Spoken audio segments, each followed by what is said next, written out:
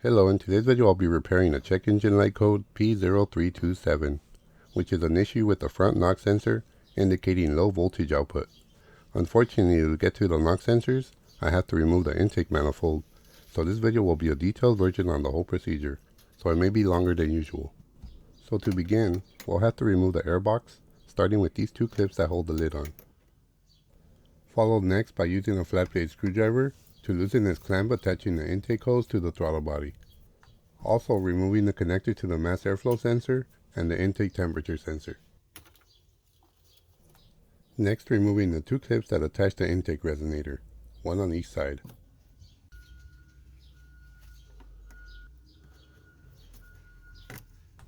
Followed next with the air pump hose that connects to the resonator.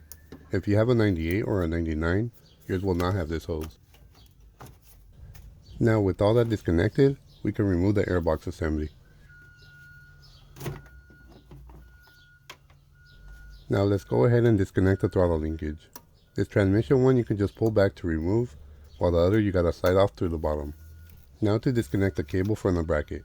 You can also remove the bracket by removing the two bolts holding the bracket to the intake with a 10mm socket, because sometimes removing them this way can damage the retainer portion of the plastic if it's brittle.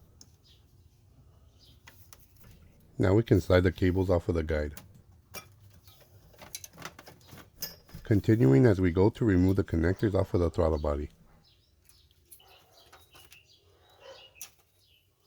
Opening the wire guides using a flat blade screwdriver so we can slide out the wire loom.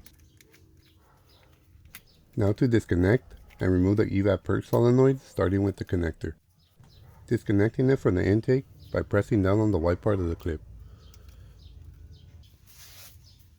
Using a screwdriver, you'll want to press down on the bracket tab so the whole assembly comes off together.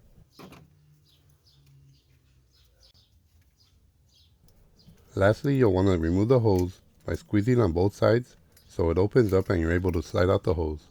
Continuing to remove the wire guides so you slide out the wire loom. Now to disconnect the injector connectors. For this, you'll want to press in on the metal clip as you slide out the connectors.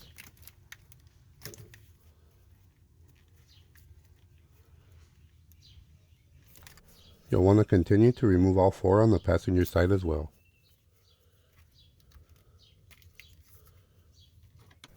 And any remaining wire guides that are still attached.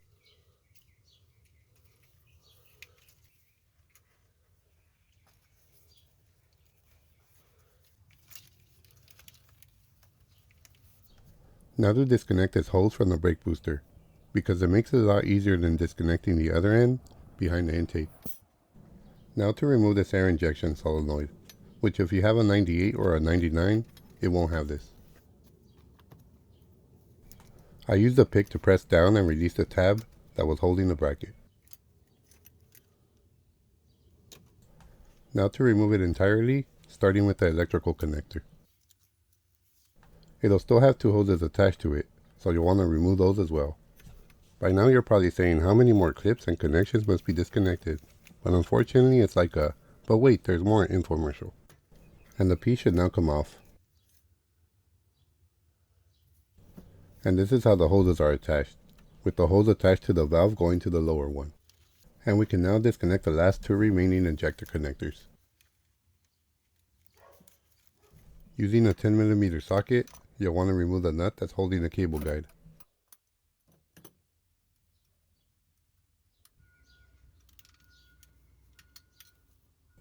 Now to remove the 4 bolts that attach the fuel rail to the intake.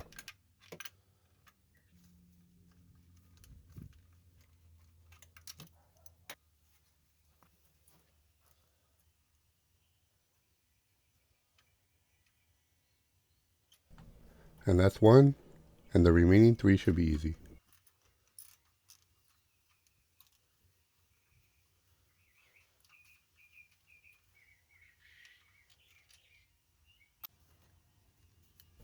Now for the other 2 on the driver's side.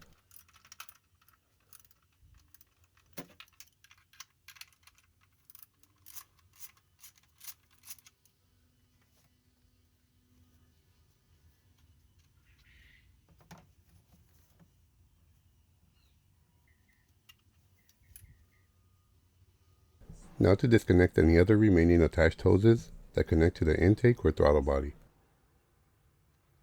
Time to remove the fuel rail.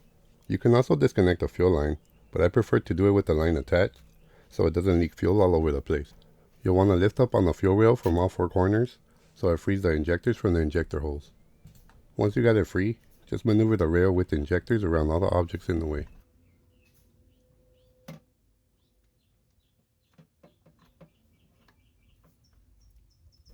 Now I just flip the rail over and set it to the side.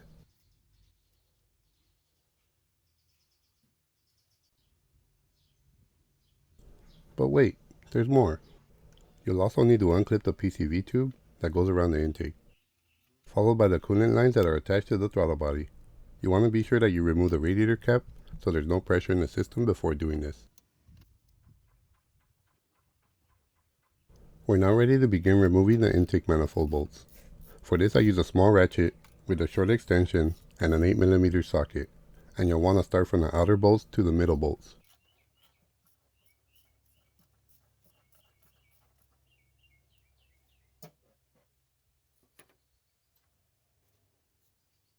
If you have an automatic like this one, you'll probably want to use an 8mm ratcheting wrench. It makes it a lot easier to work around the dipstick.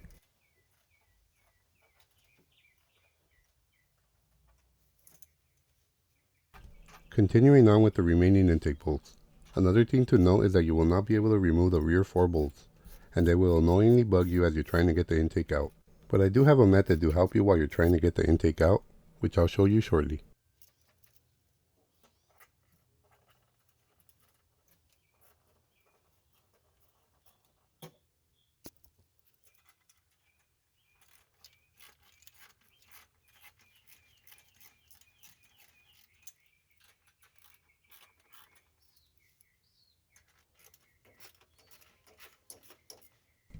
After loosening all the bolts, just remove the bolts which you can, and loosen the ones that you cannot.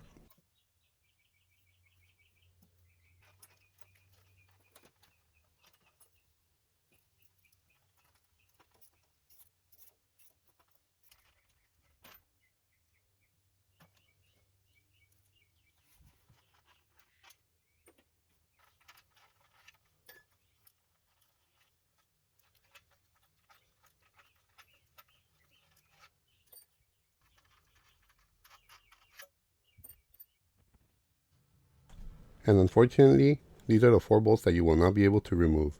But to help keep them from catching onto things, you can use a piece of rubber hose and cut a slit on the side to get it between the bolt and the intake manifold, and that'll keep it up. But you'll want it to be short enough to not hit on the top. If you use this method, just be careful with the blade to avoid having any accidents. Always grab the hose from above the blade.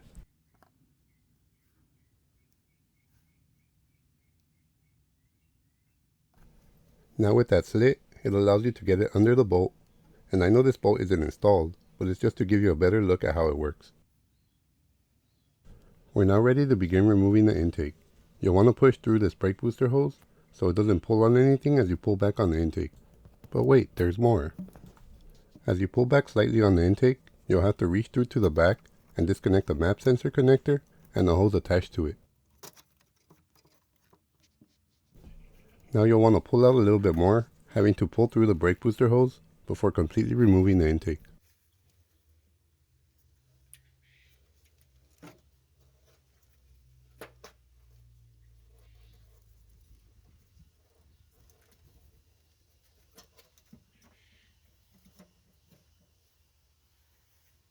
After getting that through, you can now remove the intake.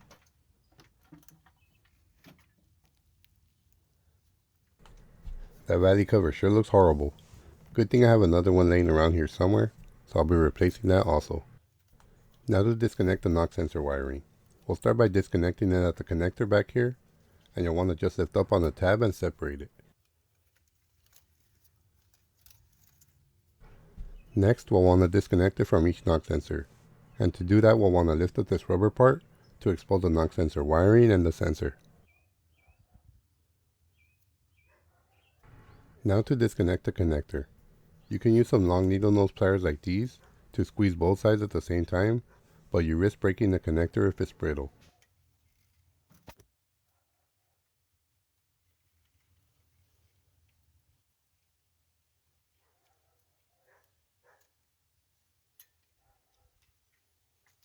or you can use a pick to lift up the two tabs holding the connection in place.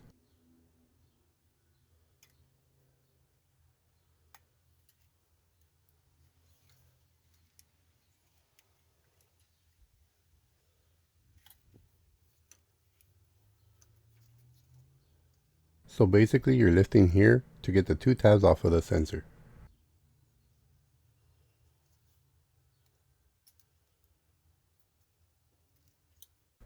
And now we continue to the rear sensor and do the same.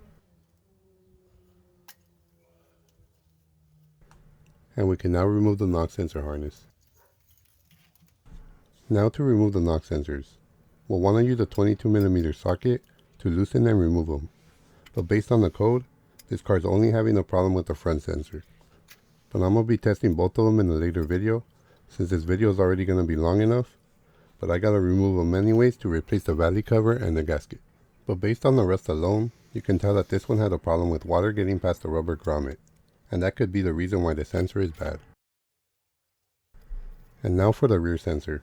And you can tell that this one didn't have the same problem that the front one did with rust. Before removing the valley cover, I like to vacuum out the whole area to avoid any dirt or debris falling in.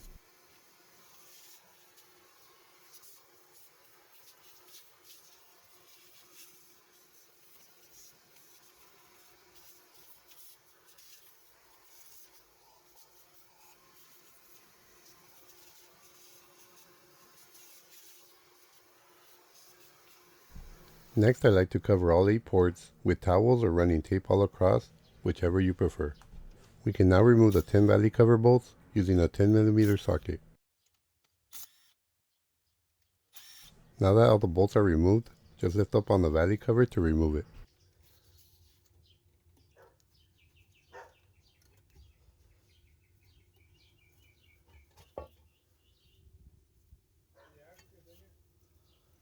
Followed by removing the gasket.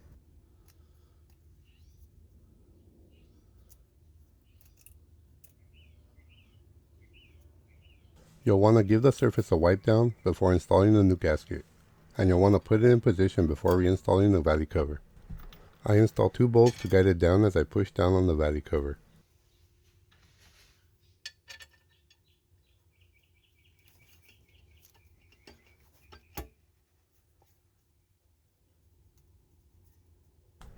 Now just bring down the bolts and install the remaining 8 bolts. This was the old valley cover gasket, and you can see how bad it was. And whenever you remove the intake, I also replace this gasket because they can allow water into your engine when it's this bad. You can also see just how flat this gasket was. Now to torque down the valley cover bolts to 18 foot-pounds.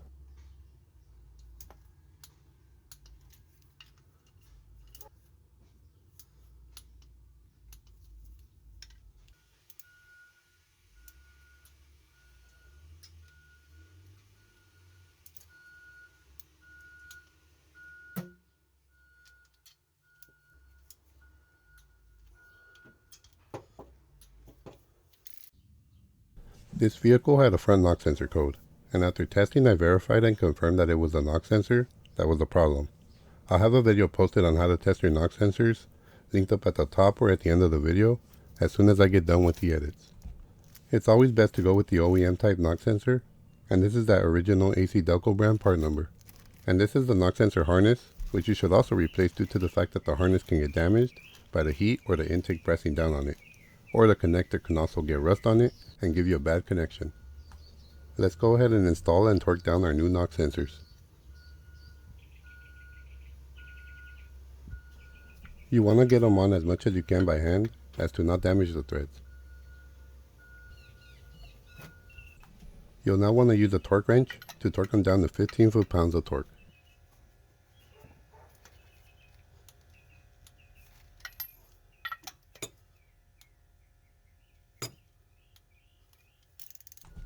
Now to install the harness, but this time I'll be using silicone to keep the water out of the knock sensor holes by adding a little wall around the grommets to keep the water out, instead of under the grommets like the previous installer did, and it still allowed water through.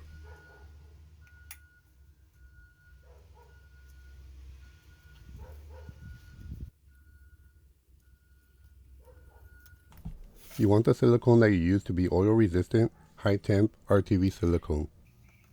You'll want the opening to be angled, and where you cut it will determine how big of a bead it'll be.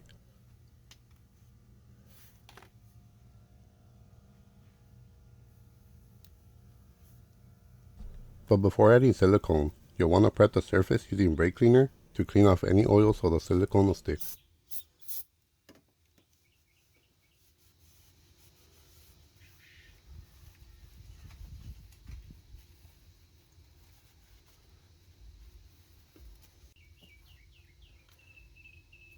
Now to make the bead, I add it just outside of the grommet so it keeps any water outside of it traveling around it. You'll want to try and make sure that the bead is complete with no gaps to allow moisture through.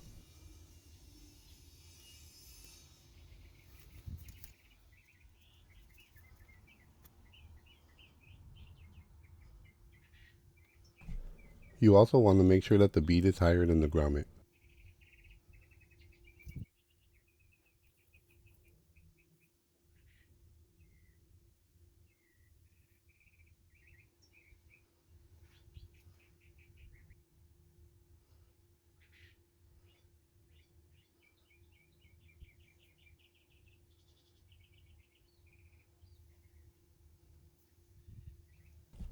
Now I just waited for it to dry, and I gave it about 2 hours, but in the meantime I cleaned the surface of the head where the intake sits.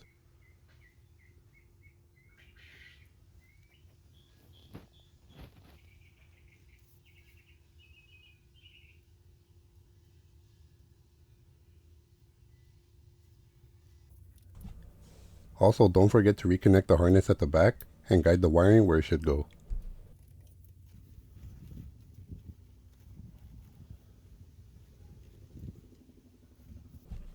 Now we'll want to replace the intake manifold seals.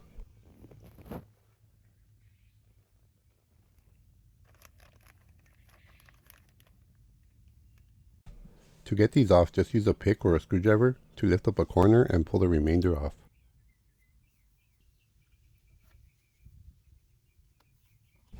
Before installing the new seals, you'll want to clean off the grooves so the surface is clean and dry so the seals hold in place.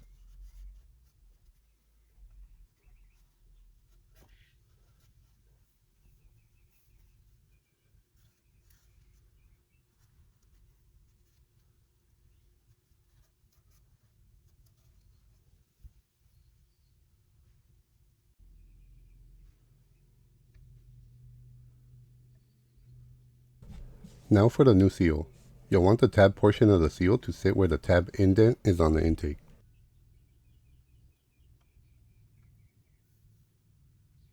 Now to replace these foam ends. You'll want to pull off the foam as best you can.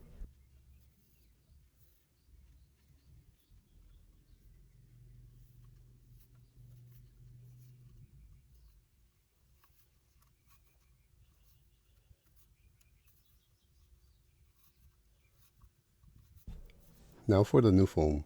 Just remove the backing sheet and stick it in place.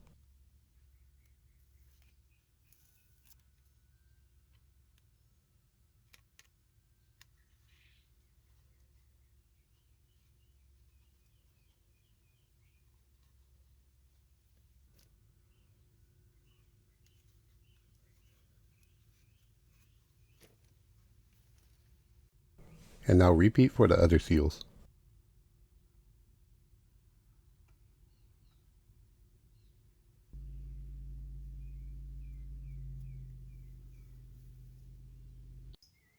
Now to prepare the fuel rail.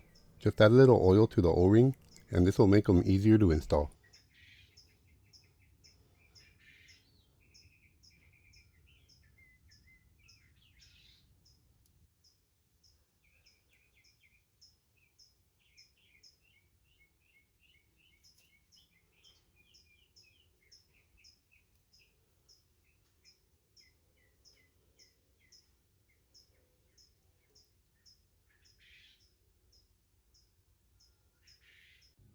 Before reinstalling the intake, you'll want to put the 4 bolts in place.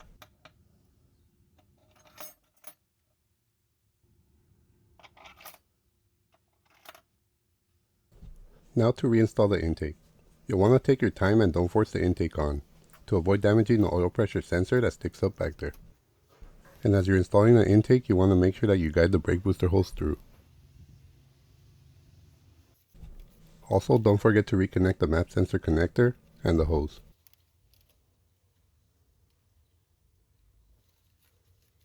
Once you get it in place, just make sure that it feels like it's sitting properly and not sticking up. If you can get the bolts to thread in, then you're probably in place.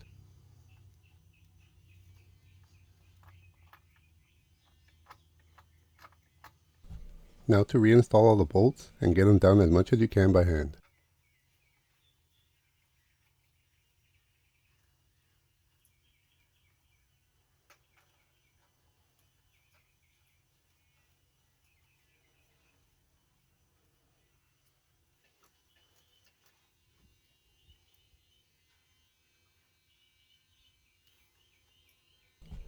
Now to tighten these bolts. You'll want to work your way from the middle out.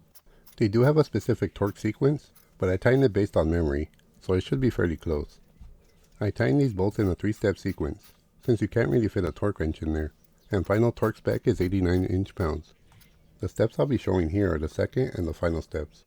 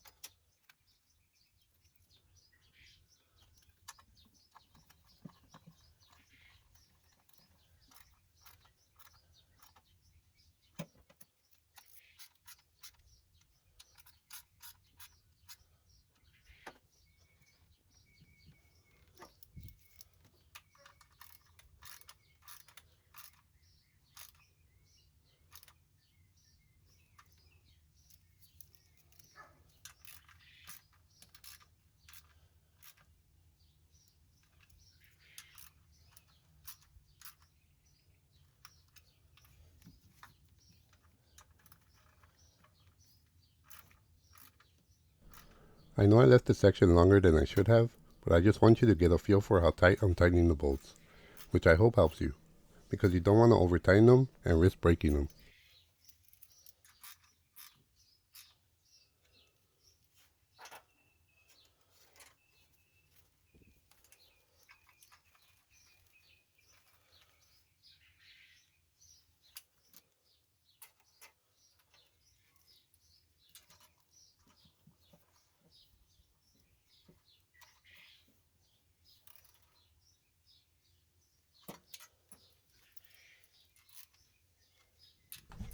And that just about does it for tightening the intake. One thing I like to verify before going any further is that the oil pressure sensor was not damaged when installing the intake, which is that sensor with the white connector. Followed next by the fuel rail install.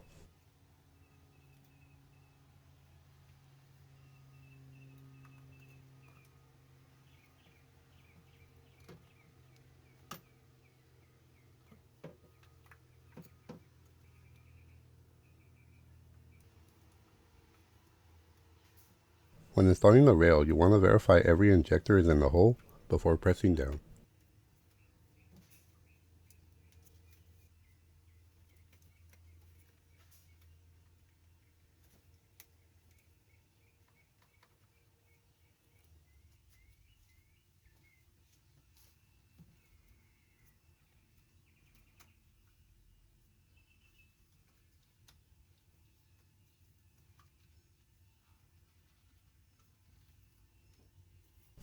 Now that the rail is fully seated, we can install the 4 bolts.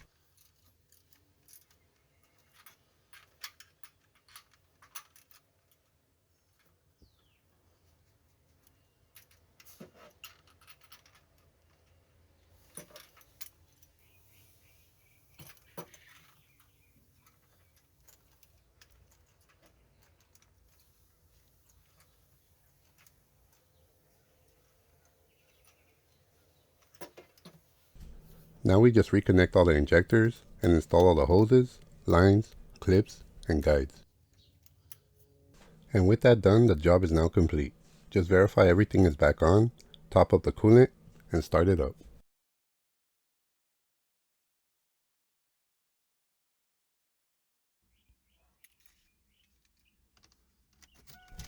And all that's left is one final thing, verifying that your oil pressure works fine.